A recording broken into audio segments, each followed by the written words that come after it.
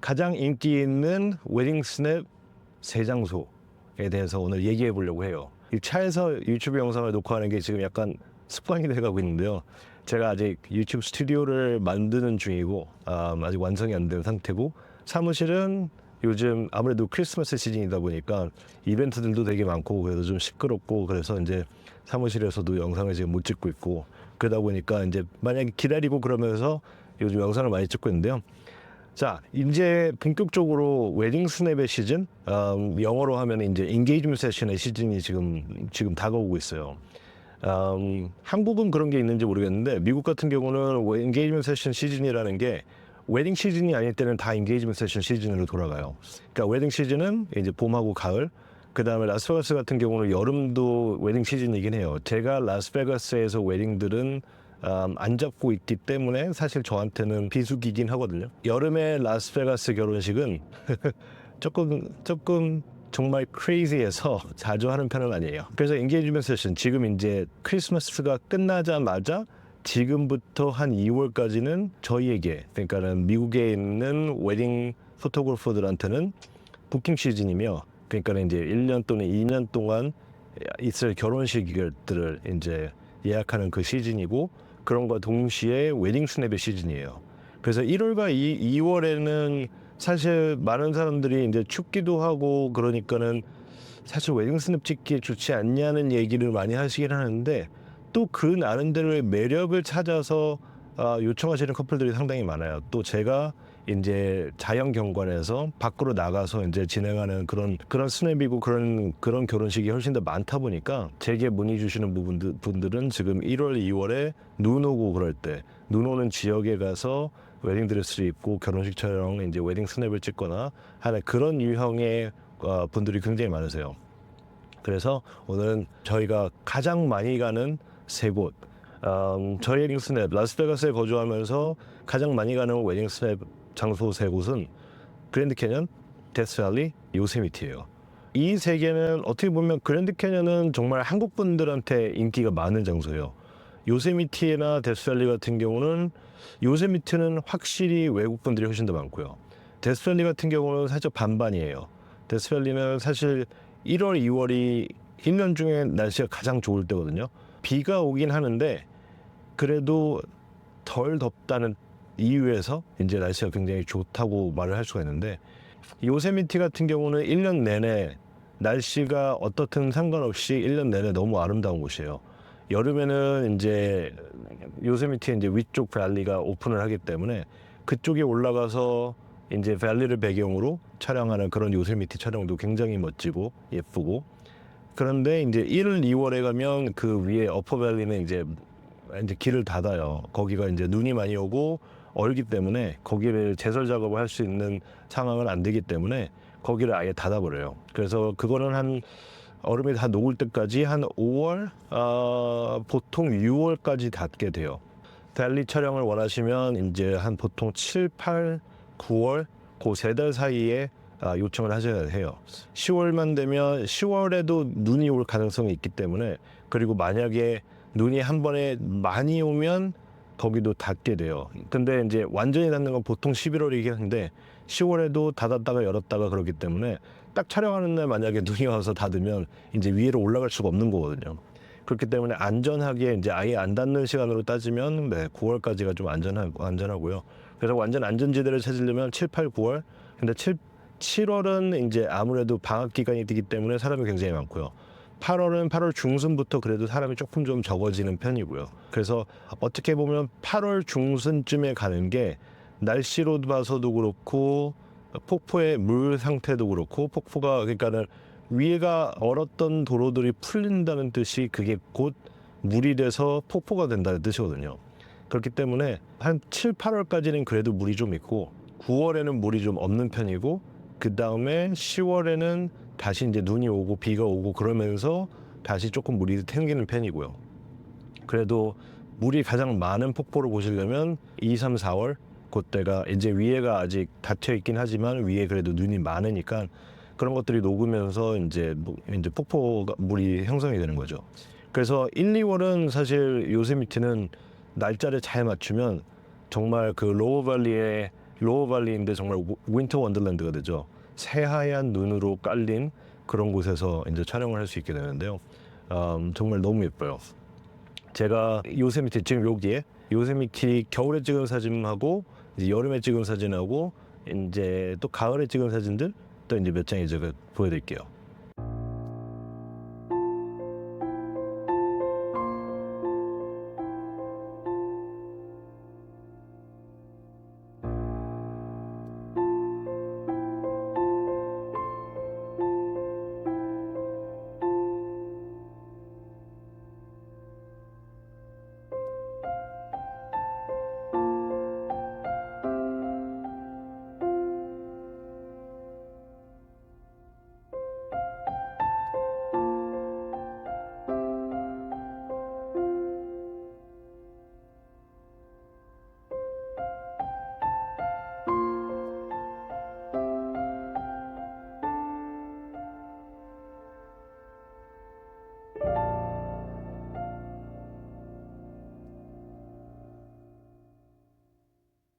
요세미티는 개인적으로 제가 가장 좋아하는 국립공원이기도 해요.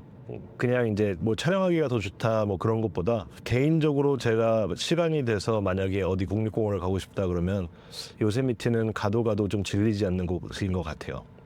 두 번째로 소개할 곳은 그랜드 캐년인데요. 그랜드 캐년은 사실 장점과 단점이 두 가지가 이제 둘 다 공존하는 곳 중에 하나예요. 그랜드 캐년이란 곳은 죽기 전에 꼭 한번 봐야 할 곳으로 많은 분들이 오세요. 그리고 정말 한 번 정도 보기에 너무나도 멋진 곳이에요. 그런데 단점이 있다면 이제 그 정말 넓은 곳이기 때문에 사실 찍을 사진이 다양하지가 않아요. 요세미티 같은 경우는 예를 들어 요세미티 같은 경우는 뭐 나무 사이에서도 찍어도 되고 계곡에서 찍어도 되고 밸리가 전체 다 보이는 곳에서 찍어도 되고 물 앞에서 찍어도 되고 그런데 그랜드 캐년 같은 경우는 정말 캐년을 배경으로 찍고 캐년은 이제 아래쪽에 있는 거죠. 그러다 보니까 찍을 수 있는 각도라든지 그런 것들이 좀 한정적이에요. 그래서 저 같은 경우는 최대한 뭔가 액티비티를 같이 포함을 시켜서 이제 두 분의 약간 케미스트리를 조금 더 강조할 수 있는 그런 촬영을 최대한 하려고 해요. 그러면서 이제 그랜드 캐년을 정말 보여주는 그런 샷들을 몇 개 찍고요.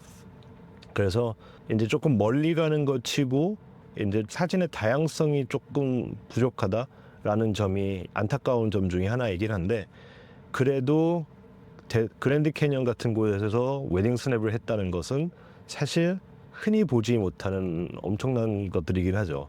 또 그랜드 캐년이라는 곳은 이제 제가 현재 스냅 작가로 제가 포토그래퍼로 있게 한 곳이기도 해요. 그렇기 때문에 저한테는 좀 소중한 곳이에요. 제가 처음 시작했을 때 그랜드 캐년에서 2월에 눈 왔을 때 찍었던 사진이 네이버 메인에 올라가면서 정말 많은 분들이 요청을 주셨고 또 정말 많은 분들과 촬영을 하면서 현재까지 제가 어떻게 보면 스냅을 하고 있는 건데요. 그랜드 캐년의 재밌는 점 중에 하나는 저도 그랜드 캐년을 정말 수십 번 가봤는데도 불구하고 같은 그랜드 캐년을 본 적이 없어요. 해의 각도나 구름의 양이나 그 순간의 빛의 정도나 빛의 각도에 따라서 보이는 게 너무나도 다른 곳이에요. 너무나도 멋지고 너무나도 아름다운 곳이에요. 그래서 그런 데서 흔히 우리 쉽게 말하기를 히로샷이라고 그래요. 하나의 샷. 만약에 집에 정말 크게 인화해서 만약에 걸 수 있는 그런 사진을 한 장을 찍기 원한다면 샷 하나를 위해서 이제 그랜드 캐년 같은 데 가서 촬영을 한다는 건 정말로 너무나도 멋진 사진을 만들 수 있죠.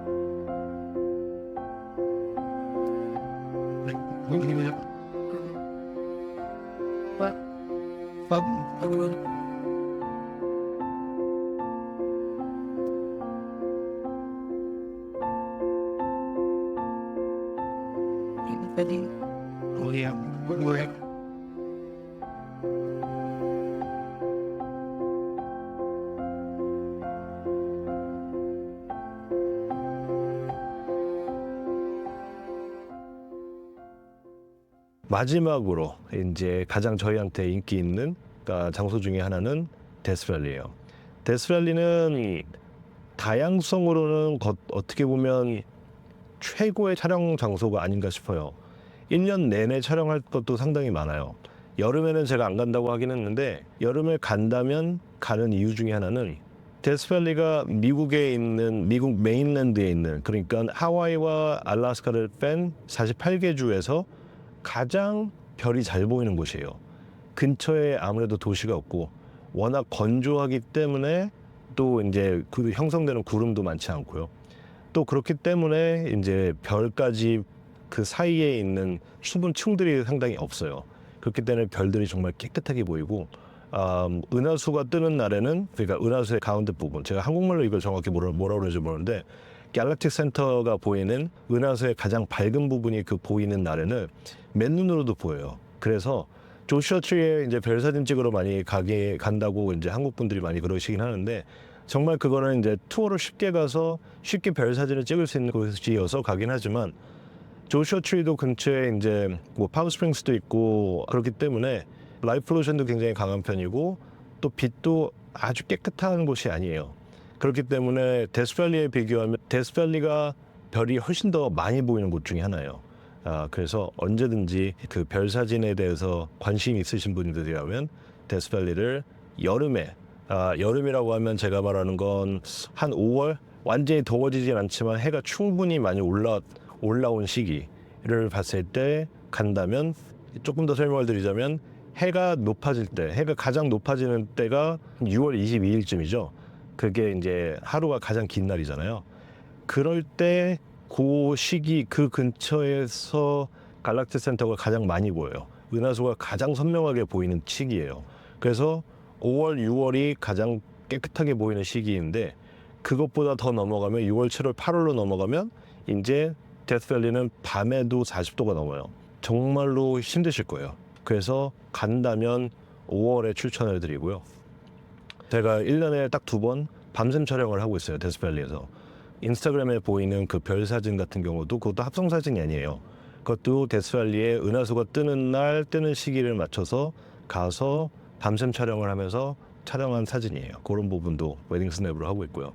그 다음에 데스밸리 같은 경우는 제가 1, 2월에 가면 이제 비가 오기 때문에 소금 사막 같은 경우는 약간 우이니 사막처럼 빛 반사를 하면서 이제 좀 바뀌어요. 비가 오는 정도에 따라 그게 상당히 다르긴 한데 비가 많이 오는 지역이 아니기 때문에 그 현상이 생기는 경우가 아주 많지는 않아요. 그렇지만 그래도 가능성이 있는 달이라면 1, 2월이 가능하고요. 그 다음에 메스킷 플랫 샌드 듀스라고 해서 제가 가지고 있는 사진들 중에서 그 제가 그걸 한국말로 뭐라 그러는지 모르는데 그 샌드 듀스 그러니까 이제 왜 모래 정말 왜 사막의 모래들 있잖아요. 모래 사진들. 그거에서 찍을 수 있는 게 가능한 게 이제 데스밸리예요. 그래서 촬영할 곳이 정말 다양해요.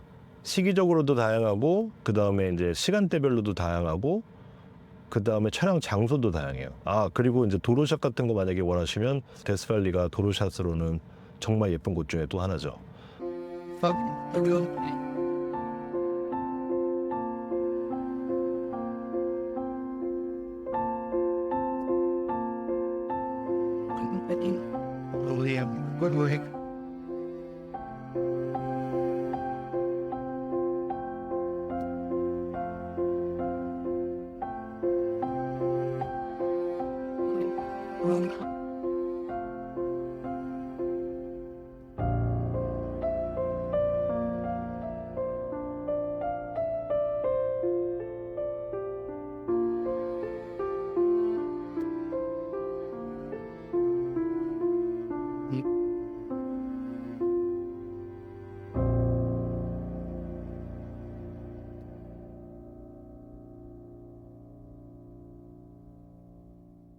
저희와 가장 인기 있는 웨딩 스냅 장소 3군데를 소개해드렸는데요.